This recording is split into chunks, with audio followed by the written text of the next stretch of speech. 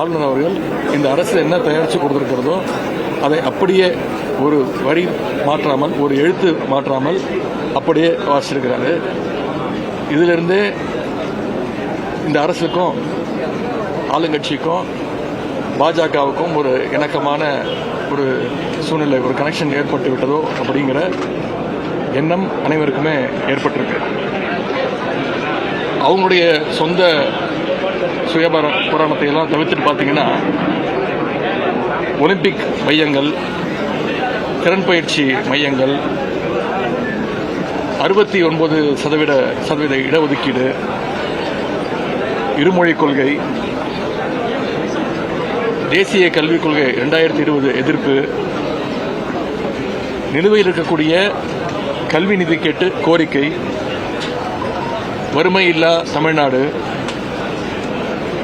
உயர்நீதிமன்றத்தில் தமிழ் வழக்காடு மொழி, சென்னையில் உச்சநீதிமன்ற கிளை, கீழடி உள்ளிட்ட அகழாய்வுகள், இந்தியாவிலேயே அதிகமாக நகர்மயமான மாநிலம் தமிழ்நாடு. இப்படி எங்களுடைய அரசினுடைய திட்டங்கள், சாதனைகள், கோரிக்கைகளை தான் மீண்டும் இவங்க படிச்சிருக்கிறாங்க. இப்படி கடந்த திராவிட மாடல் அரசினுடைய திட்டங்கள் மேல ஸ்டிக்கர் ஒட்டிட்டு இவங்க ஆட்சியினுடைய தோல்விக்கான பழியை தூக்கி மீண்டும் திராவிட மாடல் அரசின் மீது, திமுக அரசின் மீது இவங்க போட்டிருக்கிறாங்க.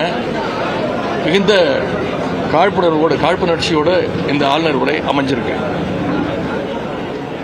2-3 இடங்கள்ல ஆளுநர் உரையில சொல்லியிருக்கிறாங்க, சென்ற அரசினுடைய நிர்வாகம் சரியில்லை அப்படின்னு குறிப்பிட்டு காட்டியிருக்கிறாங்க, சொல்லியிருக்கிறாங்க.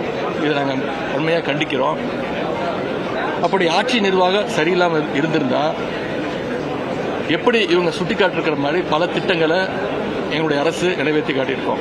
உதாரணத்திற்கு சென்ற வாரம் நம்முடைய முதலமைச்சர் அவர்கள் டெல்லிக்கு போய் நிதி ஆயோக் கூட்டத்தில் நம்முடைய தமிழ்நாடு கடந்த 5 ஆண்டுகளில் எவ்வளோ திட்டங்களை செஞ்சிருக்கிறோம், எவ்வளோ சாதனைகளை செஞ்சிருக்கிறோம், இன்னைக்கு இந்தியாவிலேயே பொருளாதாரத்தில் 2வது இடத்துல இருக்கோன்னு பெருமை பேசியிருக்கிறார். அதெல்லாம் அவருடைய ஒரு மாச ஆட்சியுடைய சாதனைகளா? கிடையாது. எங்களுடைய தலைவர், முன்னாள் முதலமைச்சர், எங்களுடைய தலைவர், எங்களுடைய திராவிட மாடல் அரசுடைய சாதனைகளை தான் போய் டெல்லியில் போய் நம்முடைய முதலமைச்சர் அவர்கள் வாசிட்டு வந்திருக்கிறார். அந்த வகையில் மொத்த முரண்பாடுகளுடைய உருவமாகத்தான் இன்றைக்கு இந்த ஆளுநர் உரை அமைஞ்சிருக்கு. இந்த அரசு அமைஞ்சு ஒரு மாசத்துக்கு மேல ஆச்சு, 38 நாட்கள் ஆச்சு. இவங்களுக்குன்னு சொல்றதுக்கு சாதனைகள் எதுவுமே இல்லை. இவங்க சொல்றது, அறிவிக்கிறது எல்லாமே எங்களுடைய திராவிட மாடல் அரசுடைய திட்டங்கள் தான், அதனுடைய நீட்சி தான். இந்த அரசு வெறும் ஒரு காப்பி பேஸ்ட் அரசாக, ஸ்டிக்கர் அரசாகத்தான் செயல்பட்டு கொண்டு இருக்கிறது. ஆட்சிக்கு வருவதற்கு முன்பு தேர்தல் வாக்குறுதியில் பல்வேறு திட்டங்களை இவங்க சொல்லியிருக்கிறாங்க.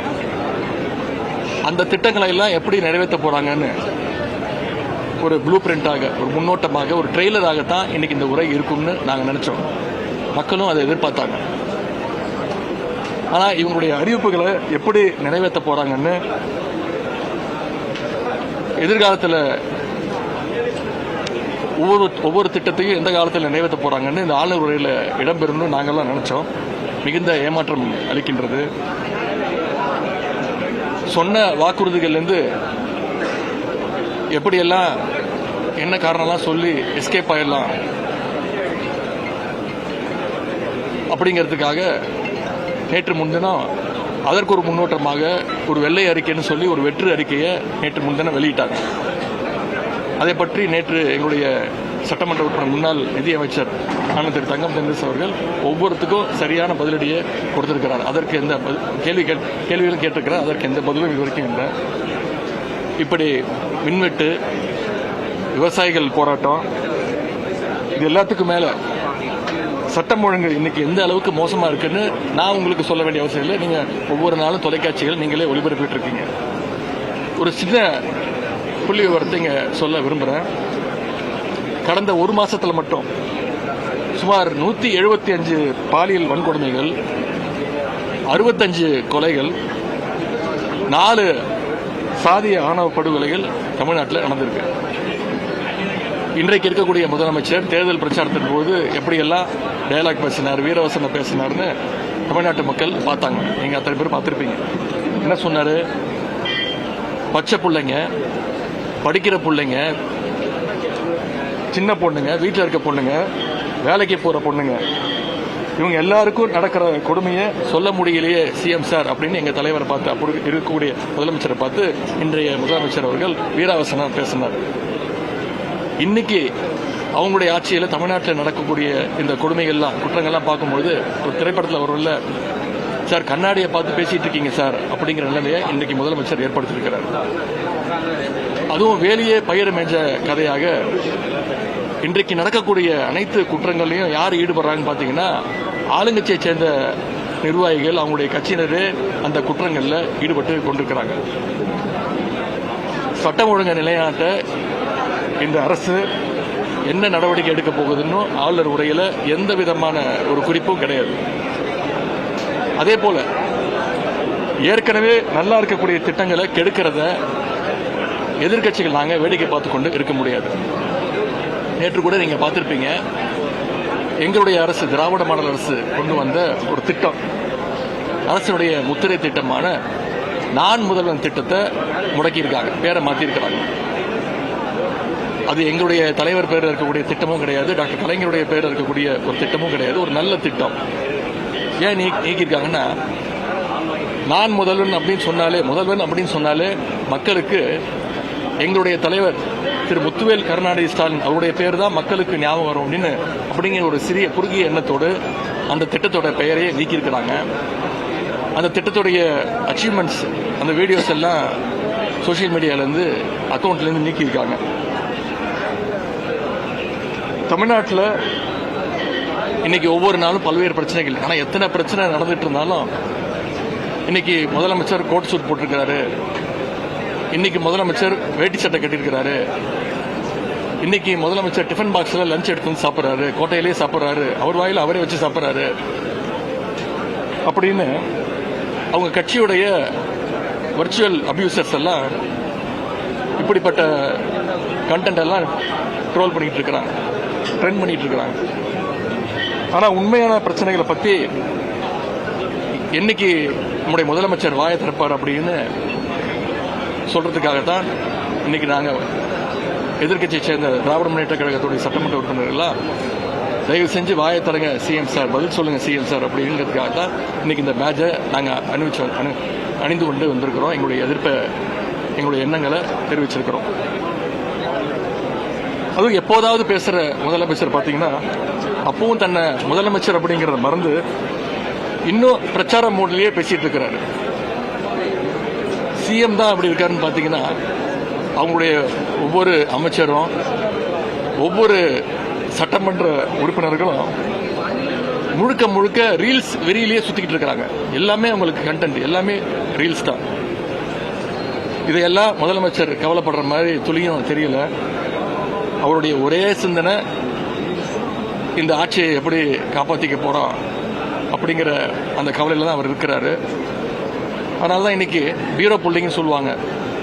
அது மாதிரி இன்னைக்கு நம்முடைய முதலமைச்சர் அவர்கள் அதிமுகவுடைய சட்டமன்ற உறுப்பினர்கள்லாம் எம்எல்ஏ புல்லிங் பண்ணிட்டு இருக்கிறாரு.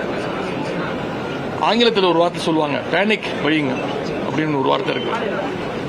திடீர்னு ஒரு பேரிடர் காலமோ இல்லை ஒரு கடை அடைப்போ அப்படி நடக்கும்போது மக்கள்லாம் போய் அவசர அவசரமாக போய் வீட்டுக்கு தேவையான சாப்பாடு பொருட்கள், வண்டிக்கு தேவையான பெட்ரோல் டீசல் எல்லாம் போட்டு வச்சுப்பாங்க. அது பேர் பேனிக் பையிங்னுவாங்க. ஒரு ஆர்டிஃபிஷியல் டிமாண்ட் கிரியேட் பண்ணுறது. அது மாதிரி இன்னைக்கு நம்முடைய முதலமைச்சர் அவர்கள் அண்ணா திராவிட முன்னேற்ற கழகத்தை சேர்ந்த சட்டமன்ற உறுப்பினர்கள்லாம் போய் ஆட்சி அமைஞ்ச நாள்லேருந்து இன்னைக்கு வரைக்கும் ஒவ்வொரு நாளும் ஒவ்வொரு சட்டமன்ற உறுப்பினர்களாக போய் தன்னுடைய ஆட்சியை காப்பாற்றிக்க பேனிக் பையிங் பண்ணிட்டு இருக்கிறாரு. மாற்றம் மாற்றம் அப்படின்னு சொல்லிட்டு இன்னைக்கு இந்த ஆட்சிக்கு வந்தாங்க. ஆனால் இன்னைக்கு பொதுமக்கள் நம்ம சொல்றாங்க, இது மாற்றம் மாற்றம் இல்லை, மாட்டிக்கிட்டோம், நாமெல்லாம் சேர்ந்து இவங்க கிட்ட மாட்டிக்கிட்டோம் அப்படின்னு புலம்பு வச்சிருக்கிறது இன்றைக்கு இந்த அமைஞ்சிருக்கக்கூடிய அந்த அரசு. எனவே தமிழ்நாட்டுடைய வளர்ச்சிக்கும் தமிழ்நாட்டில் இருக்கக்கூடிய குழந்தைகள், பெண்கள், விவசாயிகள்னு யாருடைய பாதுகாப்புக்கும் எந்த ஒரு வலிமையான திட்டங்களும் புதிய ஆளுநர் உரையில் நிச்சயம் இல்லை. அதனால கடந்த ஆட்சி மேல காழ்ப்புணர்வை மட்டுமே வெளிப்படுத்துகின்ற இந்த ஆளுநர் உரையை நாங்கள் வன்மையாக கண்டிக்கின்றோம். ஆளுநர் முறையை முழுமையாக வாசிட்டு போயிருக்காரு. திமுக வந்து பாதியிலே கிளம்பி போயிடுவாங்க. எப்படி பாக்குறீங்க இந்த நிகழ்வு? ஏற்கனவே சொன்ன மாதிரி அதுதான் கடந்த 5 வருஷத்துல ஒரு முறை கூட ஆளுநர் அவர்கள் திமுக கொடுத்திருக்கக்கூடிய அரசு கொடுத்திருக்கக்கூடிய உரையை முழுசா படிச்சதே கிடையாது. மாற்றம் பண்ணுவார். ஆனால் மாற்றம் பண்ணும்போது என்னுடைய முதலமைச்சர் அப்போது முதலமைச்சர் திருச்சி எதிர்ப்பு தெரிவிச்சிருக்கிறோம்.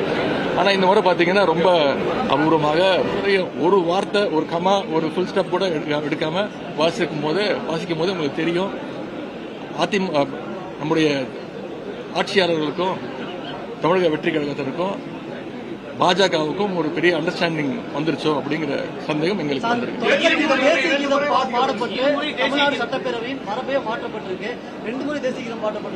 சபாநாயகர் நன்றி சொல்லியிருக்கிறாரு. இதெல்லாம் வந்து மிகப்பெரிய ஆச்சரியங்கள், அதிசயங்கள் இப்போ இங்க நடந்துகிட்டு இருக்கு. மரபு மீறப்பட்டிருக்கு. திமுக ஆட்சியில் எப்பவுமே தேசிய கீதம் மட்டும்தான், தமிழ்தாய் வாழ்த்து மட்டும்தான் முதல்ல வாசிக்கப்படும். முடியும் போது ஆளுநர் கிளம்புறதுக்கு முன்னாடி அவர் உரைய முடிஞ்சதுக்கு பிறகு தேசிய கீதம் ஒளிபரப்பப்படும். ஆனா இந்த முறை 2 வாட்டி தேசிய கீதத்தை ஒளிபரப்பியிருக்காங்கன்னா, மீண்டும் சொல்றேன், இது பாஜகவும் இப்ப இருக்கக்கூடிய ஆட்சியாளர்களும் ஒரு அண்டர்ஸ்டாண்டிங் வந்திருக்காங்க. பெண்களுக்கு எதிரான குற்றங்கள் அதிகரித்த தொடர்பான கேள்விக்கு அதிகமா வந்து போலீஸ் ஸ்டேஷன் கம்ப்ளைண்ட் கொடுக்குறாங்க அப்படின்னு சொல்லியிருக்காரு. அதனாலதான் அதிகமான மாதிரி தெரிஞ்சுக்கிற மாதிரி இதே பத்தி நம்ம சொல்லிருக்கோம். அப்புறம் எதுக்கு புதுசா ஒரு படையெல்லாம் அமைச்சாங்க? இந்த சிங்கப்பெண் படைன்னு ஒன்று சொன்னாங்க. அதை வந்து தேதி தள்ளி வச்சாங்க. சரி, என்ன இருந்தாலும் இப்போ நீங்க தொலைக்காட்சிகள் மூலமா நீங்க ஒவ்வொரு நாள் நீங்களே செய்தி ஒளிபரப்பிட்டு இருக்கீங்க. இந்த ஆட்சியில மக்களுக்கு, குறிப்பா பெண்களுக்கு, குழந்தைகளுக்கு பாதுகாப்பு இல்லை. அதை இந்த அரசு உறுதி செய்யணும் அப்படின்னு திராவிட முன்னேற்ற கழகத்தின் சார்பாக நான் கேட்டுக்கொள்கிறேன்.